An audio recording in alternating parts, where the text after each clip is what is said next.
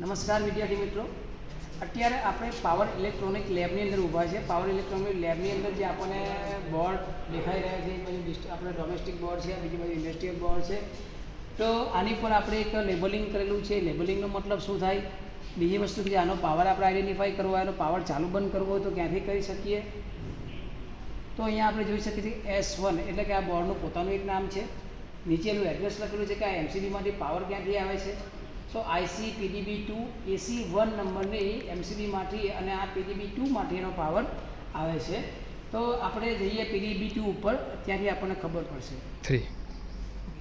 આ છે આપણી PDB2, જેનું લોકેશન છે પાવર ઇલેક્ટ્રોનિક લેબની અંદર. જ્યારે તમે દરવાજાની અંદર એન્ટ્રી થાવ છો, ડાબી બાજુ દિવાલ પાસે આપણી PDB2 લાગેલી છે. અને આ PDB2માંથી આ પાવર ઇલેક્ટ્રોનિક લેબની અંદર સપ્લાય ડિસ્ટ્રીબ્યુટ થયેલો છે. જે આપણે ત્યાં 4 પોલ એમસીબી જે ઇન્ડસ્ટ્રીયલ બોર્ડ આપણે જોયું, તો એનું જે એડ્રેસ પ્રમાણે એનું લોકેશન આપણે જોઈએ તો AC1, અહીંયા AC1 નંબરની એમસીબી આપણે જોઈ શકીએ છીએ. એને ચાલુ બંધ કરીશું તો ત્યાં જે આપણો પાવર છે એ ચાલુ બંધ થશે. ગમે ત્યારે આપણે આઇસોલેટ કરવાની જરૂર પડે તો પણ અહીંયાથી પાવર આપણે આઇસોલેટ કરી શકીએ છીએ. પાવર ઇલેક્ટ્રોનિક લેબની અંદર જે ડોમેસ્ટિક બોર્ડ લાગેલા છે, ડોમેસ્ટિક બોર્ડની ઉપર પણ આપણે અહીંયા લેબલિંગ કરેલું જોઈ શકાય છે. પેલા પર જ્યારે આપણે S1 જોયું, આની પર લખેલું ડીનો મતલબ થાય છે ડિસ્ટ્રીબ્યુશન, અથવા તો ડોમેસ્ટિક પણ આપણે કહી શકીએ એને. તો D3 એટલે કે આ બોર્ડનું પોતાનું નામ છે. એની પર પણ એડ્રેસિંગ કરેલું છે કે IC DB2B1. આની પર લખેલું હતું PDB, અહીંયા લખેલું છે DB એટલે ડિસ્ટ્રીબ્યુશન બોર્ડ, B1 એટલે કે B ફેઝની 1 નંબરની એમસીબીમાંથી આ ડોમેસ્ટિક બોર્ડની અંદર સપ્લાય આવે છે. હવે આપણે DB2નું લોકેશન જોઈએ ક્યાં છે. આ DB2 છે આપણી ડિસ્ટ્રીબ્યુશન બોર્ડ 2, જે પાવર ઇલેક્ટ્રોનિક લેબની અંદર આપણે જ્યારે એન્ટ્રન્સ થઈએ, એન્ટ્રન્સ થોડું આગળ આવીશું તો જમણી બાજુ દિવાલ ઉપર આપણને DB લાગેલી દેખાય છે. આ છે આપણી DB2.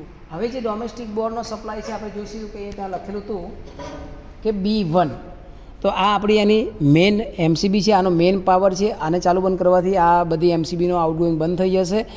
તો અહીંયા આપણે જોઈ શકીએ B1ને આપણે ચાલુ બંધ કરીશું તો જે આપણે ડોમેસ્ટિક બોર્ડ વિડીયોમાં જોયું એ બોર્ડનો સપ્લાય અહીંથી ચાલુ બંધ થશે. અહીંયા બીજું પણ જોઈશું કે R1, R2, R3, R4 દેખાય છે. વાયની છે પર 4 એમસીબી લાગેલી છે. આ બીની છે. અહીંયા ફેઝ ડિસ્ટ્રીબ્યુટ આપણને કરેલા જોવા મળે છે. હવે આ જે DB2 છે આપણે ડિસ્ટ્રીબ્યુશન બોર્ડ 2, એનો જે ઇન્કમિંગ સપ્લાય છે એનું પણ અહીંયા આગળ આપણે લેબલિંગ કરેલું છે કે આ બોર્ડનો સપ્લાય પર્ટિક્યુલર આઇસોલેટ કરવો હોય તો કેવી રીતના કરી શકીએ. તો IC PDB2 AC16 એટલે કે PDB2 નંબરમાંથી AC16 નંબરની એમસીબીમાંથી આ DBનો પાવર આવે છે. તો ફરી આપણે જઈશું પાવર ઇલેક્ટ્રોનિક લેબની અંદર જે લાગેલી આપણી DB છે, એ DBનો જે ઇન્કમિંગ પાવર છે એ આપણી PDB2 નંબરમાંથી AC16 નંબરની એમસીબીમાંથી જાય છે. તો અહીંયા આગળ આપણે જોઈ શકીએ AC16. આ એમસીબીને ચાલુ બંધ કરવાથી એ DBનો પાવર પણ ચાલુ બંધ થશે.